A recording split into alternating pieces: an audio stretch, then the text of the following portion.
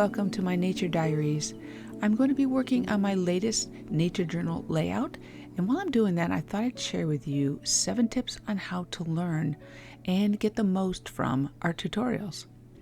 I'm pretty much a self-taught artist, but most of it is from art tutorials online on YouTube, Instagram, Pinterest, and I wanted to share with you how I was able to grow, I believe, pretty fast as an artist because of these tutorials and what I got out of them. My first tip that really helped is to look at and list what are my art goals. Having something in mind that we want to learn really can help direct us in how fast and how productive our learning is. Is it just learning for fun? Do we need to start at the basics? Maybe our dream is to start a sketchbook, or it could be all of those and so much more. I believe setting even simple goals is a way to keep us on track, and it's also a way to fast track our learning because we are concentrating and focusing on something specific instead of making it a broad subject, and therefore we won't become as overwhelmed. My next tip is to focus learning on specific areas. This is the time to ask yourself questions on what is it that you really would like to work on with art. Drawing skills maybe, or color palette, perhaps it's composition, and it could be color values. I believe that these are all key elements to learn and understand art, and it's also the key to feeling confident in your art. So watching art tutorials or videos that focus on these areas is going to help move you along much faster than if you're trying to still figure out what it is that you need to learn. When I really got serious about learning art, I was starting out as an acrylic painter and I wanted to paint landscapes. I actually found a YouTuber who painted in oils instead of acrylic, but I liked the fact that he was painting realistic landscape scenes. So whenever I encountered a difficulty like painting trees up close or water, that was always a difficulty, then I would really focus on watching the videos, any video he had that had water in it. Even though I didn't directly copy his art, it really helped just watching his techniques. I really scoured all of his tutorials. In other words, I just went through it and watched it and studied it and just kind of let it soak in as much as I could in order to be able to solve the problems, the many problems we have when we're trying to paint something that's 3D and make it, of course, one-dimensional. Targeting these specific areas really helped me to grow quickly. Be realistic about what to expect from art tutorials. I do think it's important to understand how much an art tutorial can inspire us, can motivate us, and encourage us to want to make art, and that is a huge thing in itself. However, the reality is that it takes time to learn how to do anything really in life. If we can understand that watching these art tutorials are going to maybe inch our way towards being better artists, then we can really benefit very much from them.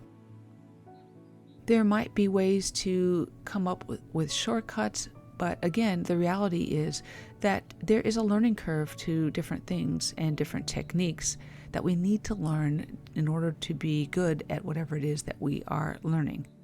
It still takes time and learning the technique of maybe water control with your brushes. And that's not something that you're going to get in an 8-minute video. You're going to learn the concept, but we have to put the concept into practice, and that can feel sometimes a little painful. I do try to watch art tutorials objectively and focus on trying to see if there's anything that I've not noticed before with art and how I can use that. And I love this tip, aim for one takeaway. If we get one thing out of 27 tips, and I know I do a lot of those types of videos, but really if we can get one tip that helps us, that's definitely a huge bonus. If we can get more than one tip, then that's even better, at least in my eyes. Being realistic about an art tutorial is understanding that we are going to learn something, even if it's repetitive, we've heard it before, and that is definitely a building block to our art journey. Next is match the art materials. When we are watching art tutorials and we are trying to copy what they're doing, it's really important to use the same types of materials. I know this isn't always possible for us because some materials, especially professional quality, can be really expensive.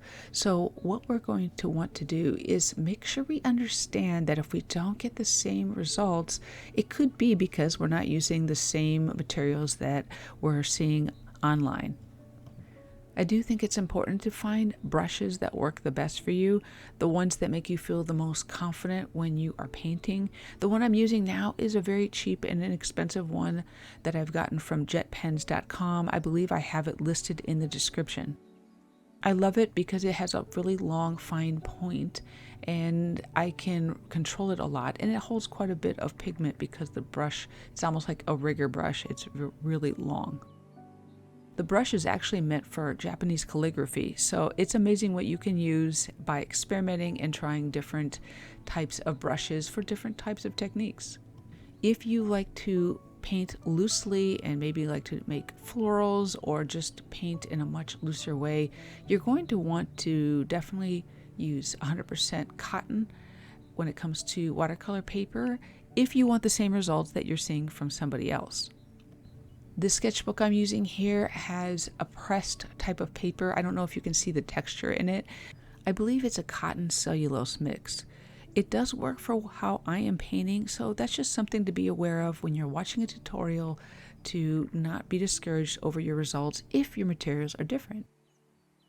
If you are still watching, I want to thank you first of all, and also I invite you to hit that like button if you have enjoyed the video. Would love to hear your comments about any of these tips and share the video. Please subscribe if you haven't already.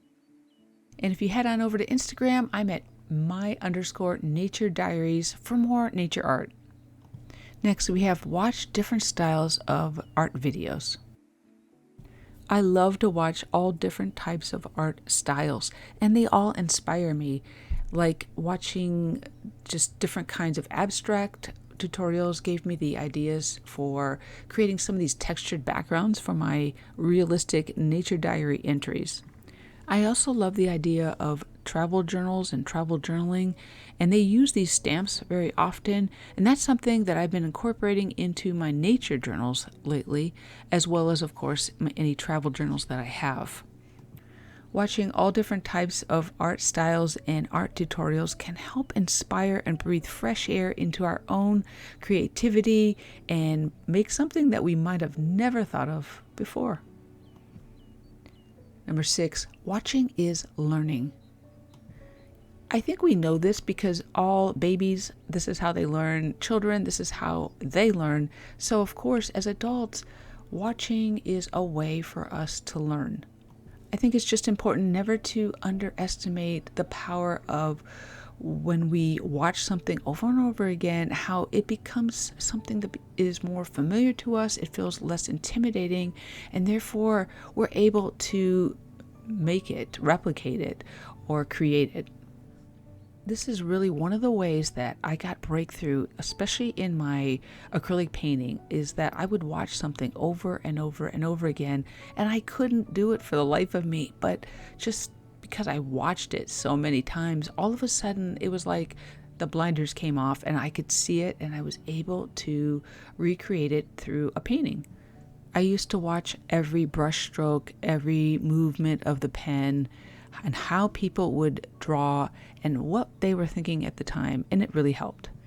Create art while learning.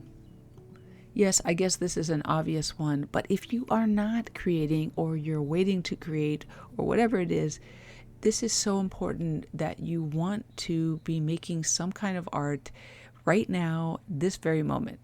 First of all, if you don't create something, you're not going to know what your weaknesses are. You might think you know, but you're not going to really know until you start drawing or painting. And then instead of being critical in a negative way of what your weaknesses are, it's a way to be able to start setting goals. The main thing is to stay away from negative comparison and use a positive comparison in the sense where you're thinking, okay, this isn't what I want it to look like, and want it to look like something else you're seeing maybe through an art tutorial, and think, okay, now how do I need to get there? Maybe I need to focus on my drawing skills because the proportions of whatever I'm drawing seem to be a little off. Remember, you'll never get better if you don't start somewhere. Thank you so much for all my support through liking, commenting, sharing, subscribing, and for giving through super thanks. And another thing, remember, you are so amazing and creative. Till next time, bye.